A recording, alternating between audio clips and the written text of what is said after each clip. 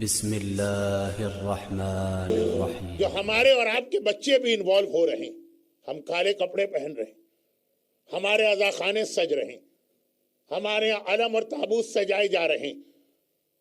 امام باڑے اور Islamic centres ان کو سجایا جا رہا. مومنین کرام اور مومنات اپنے ڈیلی روٹین لائف کو چینج کر کے اسپیشلی فرسٹ 10 days پورا ایک نیا اسکیجول ان کے لیے بن رہا. یہ ایام ازا کی ایک وہ تیاری جو دعائے فاطمہ زہرا بھی ہے,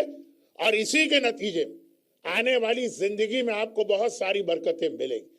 لیکن ایام ازا کی اس کے ساتھ ایک اور تیاری بھی جو بہت سارے مومنین اور مومنات کر رہے ہیں, اور وہ یہ کہ ایام ازا کے اسپیشلی فرسٹ 10 days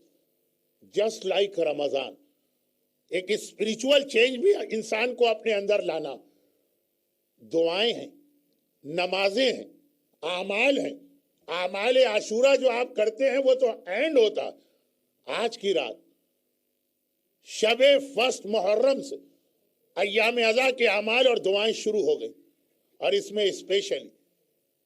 پہلے 3 دن کے روزے, عاشورے کا روزہ علماء کی ایک بڑی تعداد کے فتوے میں حرام ہے, اور اگر کرنٹ مراجع کے فتوے کو ذہن میں رکھیں تو مکروہ شدید. مگر ایام ازا کی پہلی 3 تاریخیں فرسٹ, سیکنڈ اور تھرڈ, نہ صرف یہ کہ اس کے روزے ریکمینڈ ہے, بلکہ امام کا یہ جملہ ہمارے سامنے آتا کہ جس کو اپنی زندگی میں یہ 2 پرابلم فیس کرنا پڑ رہے ہیں, ایک قرضے کا مسئلہ اور ایک اولاد کا مسئلہ,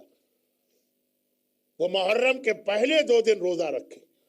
اور پھر یہ دیکھے کہ اللہ کس طرح سے اس کی اس پرابلم کو سالو کرتا.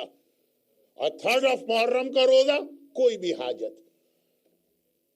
اگرچہ بعض لوگوں کو ماہ محرم کے پہلے 10 دن میں قبولیت حاجت کی فلسفی سمجھ میں نہیں آتی, لیکن 10 محرم زیارت عاشورہ کے ساتھ دعائے القمہ اگر آپ اس کا ٹرانسلیشن پڑھ لیں تو عاشورے کے دن اور اپنی حاجتیں اور اپنے پرابلم آپ اللہ کی بارگاہ میں